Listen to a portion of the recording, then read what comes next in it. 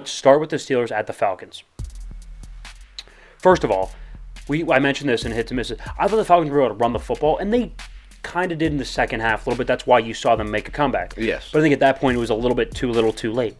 And so when the Steelers needed stops early in the second quarter, which is usually when the Falcons start turning it up, right? Second quarter, late second quarter, into the early of the third quarter is when they really thrive on their running game. Mm-hmm.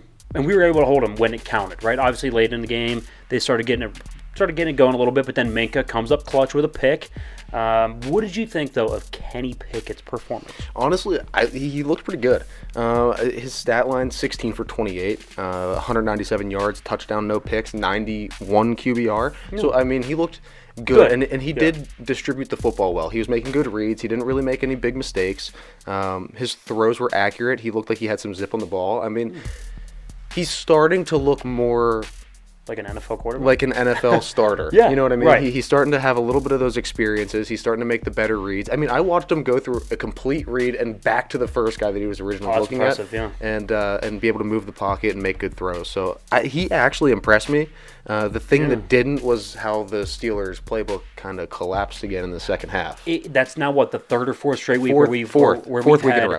Really nice first halves. Yep. So the game plan's there, and then just really limited second halves. And so here's what's, I guess, promising about that, and here's what's problematic about that. What's promising is, I think, is Kenny is getting really good at mastering the game plan and executing those first 20 scripted plays, right?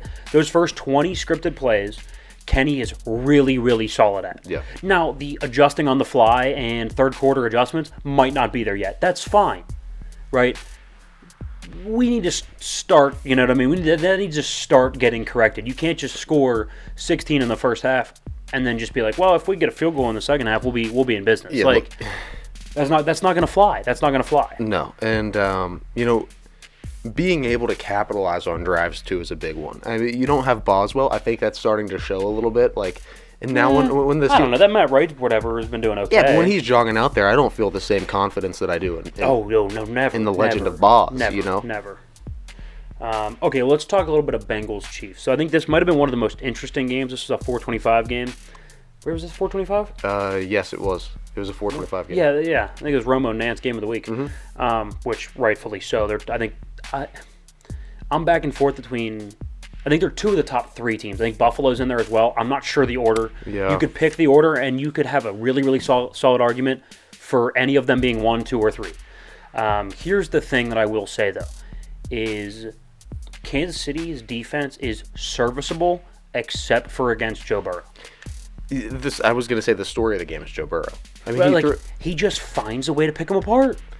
And his completion percentage is crazy. What did he complete? 25 for 31, 286, 2 touchdowns, no picks, 127 QBR.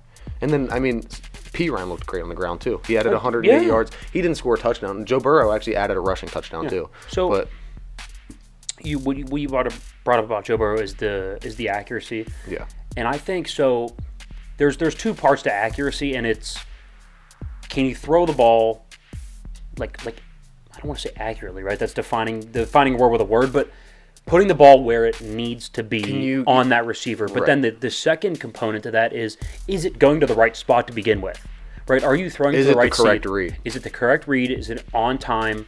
And then finally, is it on point, right? Is it the right read, on time, on point? And I think, he's on point a lot. That's fine. That's great.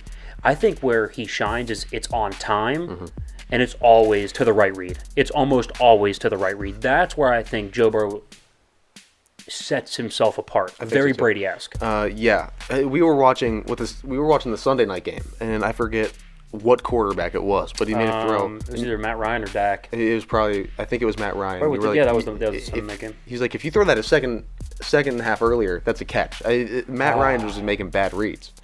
Yeah, I think it was. I think it was Matt Ryan. I mean, it fits the bill. He had 3 picks?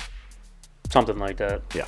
Right, because it wasn't on time. It wasn't on time. Route almost got jumped, almost went for 6 the other way, right? All right, how about Miami at San Francisco? So let's start with the Jimmy G thing, right? Yeah. Tough news. He's hurt, out for the year.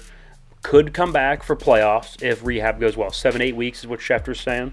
That's good news because it was initially out for the year. Right, that would have been detrimental. That's a problem, but we've always said San Fran's not a quarterback-centric offense, much like Baltimore isn't. It's run-centric. Defense is really, really solid. This scheme is better than the quarterback in this instance with Jimmy, Brock, no matter who's at quarterback. Here's what this game told me. It told me more about Tua and kind of confirmed my thoughts. I think Tua and Miami, they're a lot like Dallas, right? If you're not a good football team and you have a shaky quarterback, you're screwed. Yeah. And Tua can handle those games, and they are going to absolutely boat race somebody with either an average defense or an average quarterback almost every time. I mean, go look at their record. Their 4 losses are against 4 good quarterbacks, right? Same thing with Dallas, right? Dallas, whenever you get Indianapolis limping in, of course you're going to smack them, right? So same thing with Miami. I think they're going to be fine against 90% of the league. I think they are too far away, though, from the top 10%. Yes, where they're going to not be able to get deep into the playoffs. Right. That's what it told me. That's what that game told me. What about you? You took the words out of my mouth. For the notes for this game, I had written down, QB play not great, ... Great schemes and running game, though. It was almost Shanahan versus Shanahan. It was like the same scheme. It was really impressive. It was exciting to watch.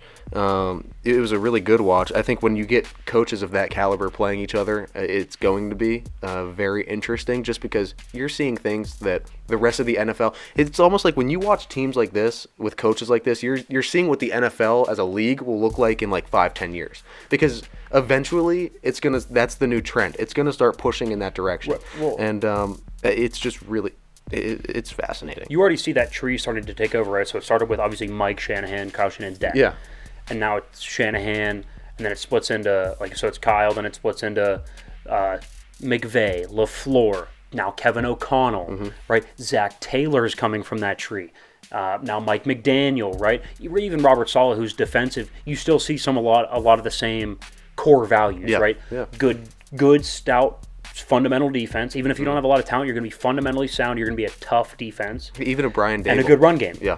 Brian Dable, similarly. Now, Dable's not from that tree, but you see a lot of similar characteristics. Moving in that direction. Right, and so I think you're right. I think the run game's making a renaissance because of what it can open up in the pass game. Yeah. And these guys are, pioneers for the renaissance of the run game. And you just look at our top 10 quarterbacks. You just glance through that list. All those quarterbacks are fantastic off of play action. So having a great running game is going to set that up over the top, too. That is almost always the case, yeah. So actually, without further ado, you mentioned the top 10 quarterbacks.